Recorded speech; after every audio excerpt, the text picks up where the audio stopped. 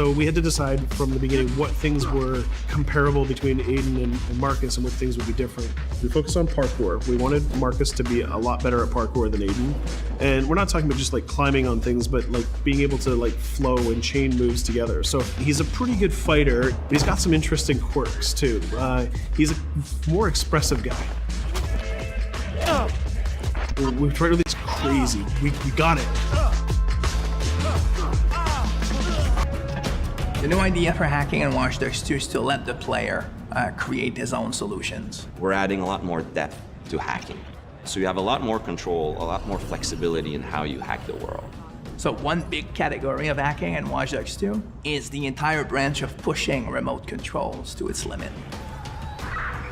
One of the big things on Watch Dogs is hacking vehicles. I think this is a real game changer because vehicles are everywhere in the world, and if you can hack into the drive system of a car, you can pretty much drive it wherever you want. So making sure if you see a forklift in the world, it shouldn't be a forklift. You can just like move the box up, down. You should, just like a camera, press a button and become that thing. One of the core things that we're doing is we're opening up the game with Watch Dogs 2. You can hack every character. You can hack every car in the game. And you can hack most of the electronics within the city. So that's a lot of... Easier. So if you want to play the game completely non-lethal and not actually kill anybody, you can totally do that. We're playing with a lot more crafted items and a lot more of little devices that you can use. One of the things that people kind of like that we've done, they really like what we've done, is we've created toys for Marcus. He has an RC jumper.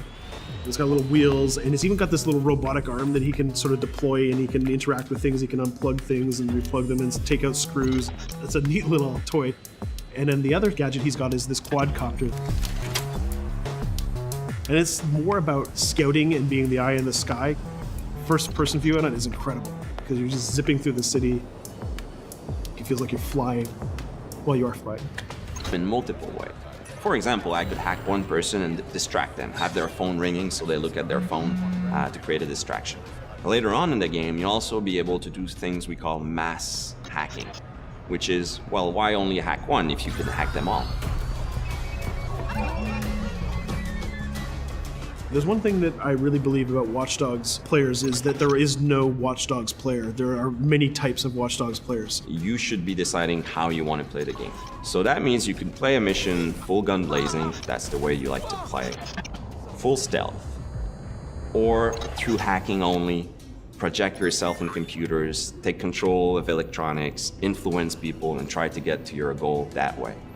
We try to really support all players' types across all different styles of play, and also allow players to combine and mash these styles and play together too.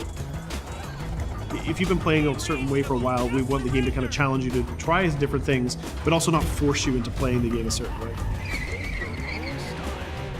We work to improve the driving, make it more accessible while keeping all the different styles of vehicles and adding a lot of physics and feel to all the vehicles.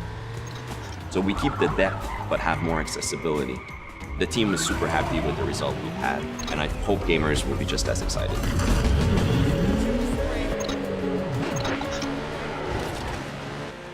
We are very excited by the potential of what we call seamless online. We start doing that in Watch Dogs 1, so we're expanding on that. We cross path with friends in the city. So you playing in single player and you're crossing path with another player who's also playing in single player. Both of you are members of DedSec, so you're friends, and you can just walk up to each other, you'll say hello, hit the button, and form a co-op team. And what we're going to be showing in the next couple of months is an example of how those things work together to create magical gameplay moments.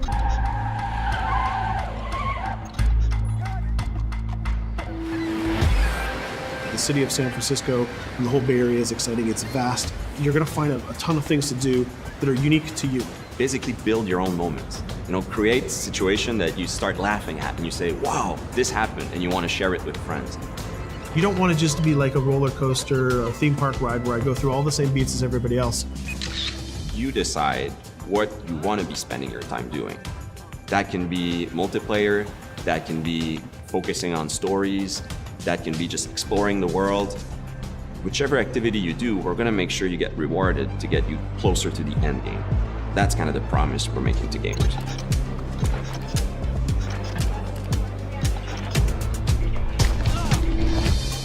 You always know it when something starts to click, it starts to work.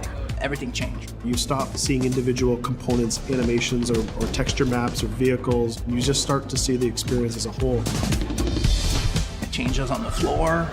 People get excited about it. This is it. It exists. We are always making the game with the player in mind. They have always been the driving force. When you come with a sequel that really earns its due, you know, that really does a lot of new things, that has a lot of surprises, it's a great feeling. In the end, there's nothing more